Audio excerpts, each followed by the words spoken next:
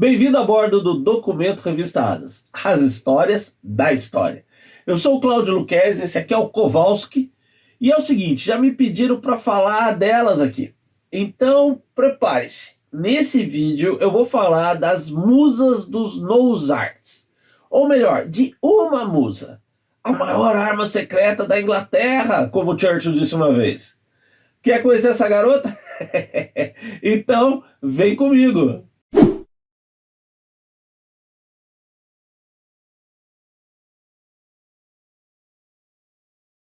Oi pessoal, nesse documento Revista Asas, vamos conhecer, junto com os nossos parceiros, a Embraer, a El Systems, a Goodyear e o Hangar 33, a história de uma das maiores pin-ups da Segunda Guerra. Ela não só foi tema de centenas de nose arts, de caças de bombardeiros, mas foi pintada até na torre de um submarino. E homenageada 50 anos depois do fim do conflito. Mas antes de eu te apresentar ela, tá? Você já deu o seu joinha nesse vídeo? Já se inscreveu no canal? Pô, e passa na nossa loja, assina Asas e recebe no conforto e segurança da tua casa. Bom, então, agora, senta que lá vem história, e das boas. Olha só, personalizar o seu avião é algo que os pilotos de combate praticamente sempre fizeram. Tá aí o Fokker DR-1 todo vermelho do von Richthofen. Mas a utilização de figuras femininas foi uma marca da Segunda Guerra. Faz parte da história desse conflito. A grande popularização, a disseminação dessas pinturas tem um marco na chegada da 8ª Força Aérea Norte-Americana às bases nas Ilhas Britânicas, de onde passou a enviar os seus B-17 e B-24 em missões de bombardeio estratégico contra o Terceiro Reich de Hitler. Com os bombardeiros e seus caças de escolta, vieram as pinturas de garotas sensuais, muitas vezes seminuas, e com frases ou nomes de duplo sentido malicioso.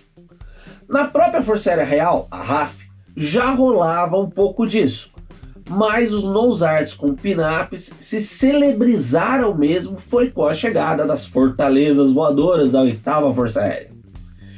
Quase sempre, as garotas pintadas nas aeronaves eram copiadas das ilustrações de calendários e pôsteres e revistas como a Esquire. Artistas anônimos em esquadrões e outros tipos de unidades militares as reproduziam nos aviões, e também até em tanques e, como eu disse, submarinos. E esse nome, pin-up, surgiu exatamente na guerra, com os combatentes. Tem quem date de 1941 a criação desse termo, pin-up, diretamente ligado à prática dos combatentes, com destaque os aviadores, de decorarem os seus alojamentos com fotos e ilustrações sensuais de garotas, geralmente, como eu disse, retiradas de revistas como a Esquire. Olha nessa foto da revista Cruzeiro, no alojamento aí dos nossos heróis do Santa Pua. Os rapazes arrancavam as ilustrações das revistas, às vezes como calendários, e as pregavam nas paredes e armários bem alto para serem bem visíveis. Daí, pin-up, de pin it up, pregado no alto.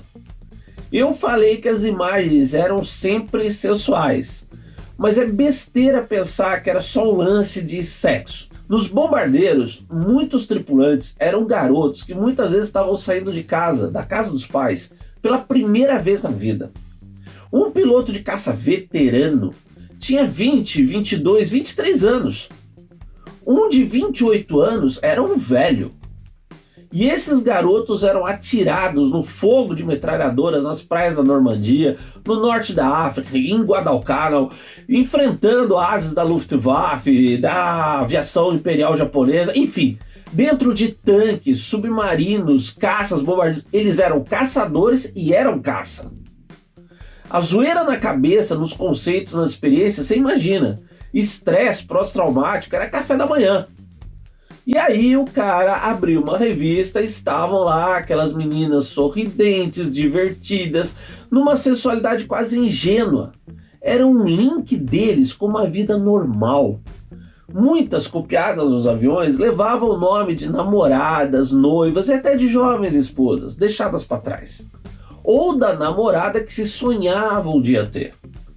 era uma conexão dos caras, muitas vezes, com a própria razão de estarem ali para lutar.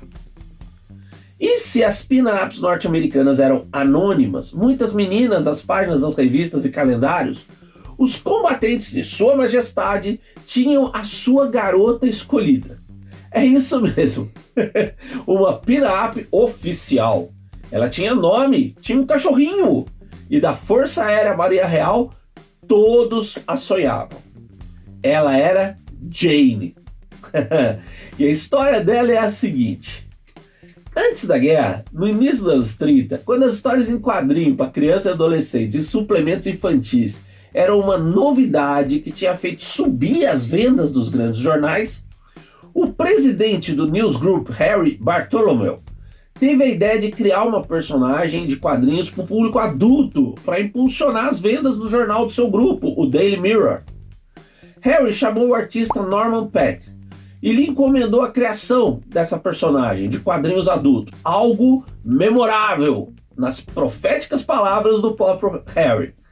Então, em 5 de dezembro de 1932, o Daily Mirror trazia a primeira tirinha de Jane, a Bright Young Thing, algo como Jane, uma jovem coisinha linda.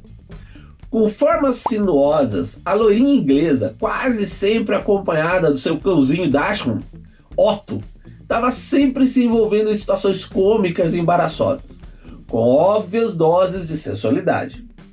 Norman começou fazendo sua própria esposa, Mary, como modelo. Mas os dois perceberam que a irrequieta e muito sexy Jane exigia alguém mais jovem. E aí entrou uma inglesinha de 25 anos, Christabel Leighton Porter. Pequena e delicada, de cativantes olhos azuis e ondulados cabelos loiros, Christabel tinha sido a vencedora do Britain's Perfect Girl Contest, com 22 anos. E depois disso, a sua irmã gêmea, que era artista, a convenceu a ganhar alguma renda como modelo viva. E ela passou a posar para os professores e estudantes da Birmingham Central School of Arts. E foi nessa escola de arte que Norman a achou. O ano era 1938 e a garota era tudo o que ele procurava para Jane. Com a própria Mary ajudando, Christabel aceitou ser Jane. E não foi uma decisão fácil para uma garota inglesa no final dos anos 30, porque Norman tinha um estilo que preferia fazer as sessões de pose com a modelo totalmente nua, de jeito a ele poder acrescentar depois qualquer tipo de roupa ao adereço, para combinar com o enredo dos quadrinhos. Porque pensa bem, não dava para fazer o cara, para o cara ter uma produção de moda para cada tirinha. Jane logo fez sucesso. Era um alívio no Reino Unido que via se avizinhar cada vez mais a guerra, com as notícias cada vez mais alarmantes da militarização e das ambições da Alemanha de Adolf Hitler. E as piores previsões de fato se concretizaram, infelizmente, em 1º de setembro de 1939, os alemães invadindo a Polônia. Em poucos dias, o Reino Unido estava em guerra com o Terceiro Reich nazista. E lógico, Jane atendeu ao chamado da pátria. O cachorrinho Otto, então uma incômoda referência a Bismarck, o fundador do moderno Estado alemão, teve o seu nome mudado para Fritz. E logo se converteu numa satirização do inimigo germânico. Além disso, em suas aventuras, Jane passou a aparecer em fábricas de caças, a contracenar com militares e a participar do serviço auxiliar feminino. Pôsteres e imagens especiais suas foram feitos para diferentes fins e serviços militares. E as tropas britânicas recebiam Jane e o Daily Mirror aonde estivesse, do Cairo à Escócia. Ela virou a musa dos combatentes. Sua figura sensual figura em torres de tanques, jipes e nos mais variados estilos de nose art, em aviões de todos os tipos, de caças, bombardeiros reconhecedores e até na Marinha Real. O submarino Tally-Ho, do capitão Leslie Bennington, adotou Jane por escolha de toda a tripulação.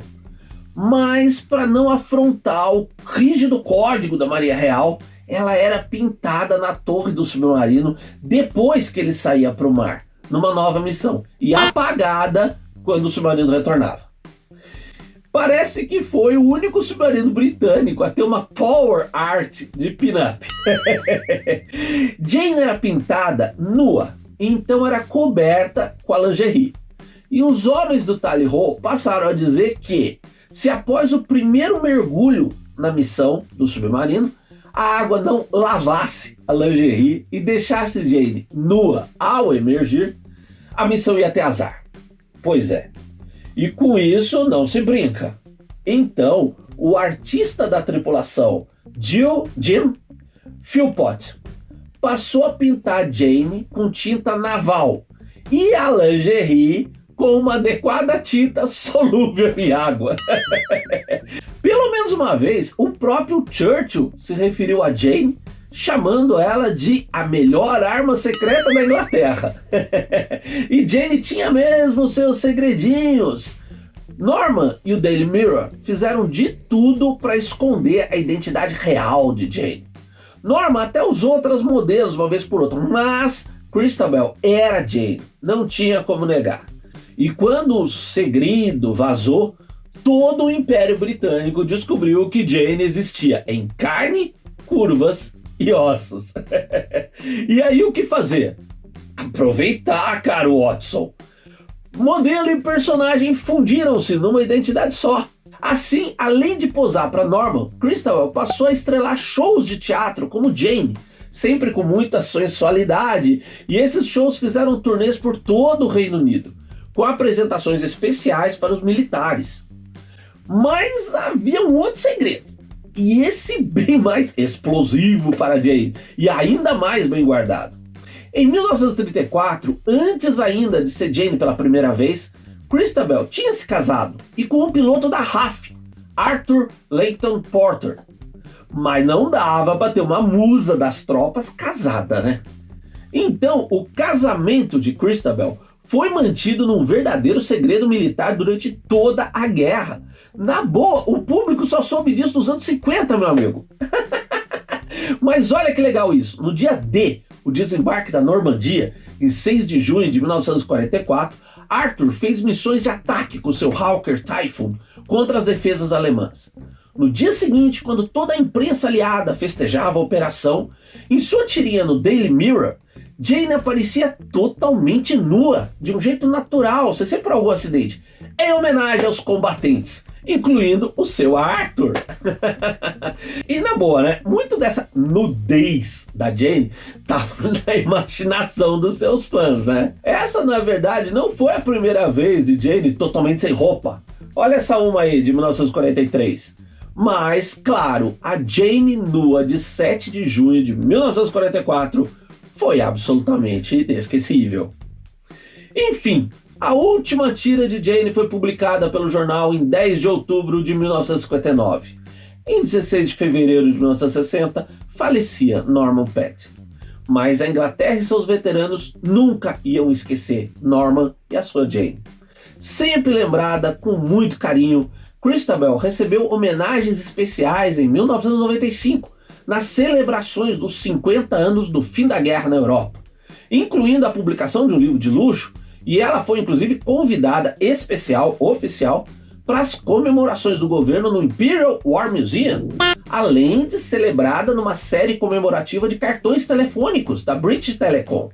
5 anos depois, em 2000, Christabel Leighton Porter, a eterna Jane, morria. Mas com certeza do dever cumprido. Sem jamais ter empunhado uma arma, ela havia lutado o mais sangrento conflito do século XX, ao lado de seus jovens admiradores fardados, e dado uma contribuição inusitada, mas inquestionável, à vitória dos aliados. Alguém duvida? Você conheceu Jane e a sua história aqui com a gente, né, Kowalski? No canal da Revista Asas. Não deixa de dar sua curtida, se inscrever e fazer os seus comentários e sugestões. Conta pra mim e pro Kowalski o que você quer assistir aqui no canal. Abraço e até a próxima!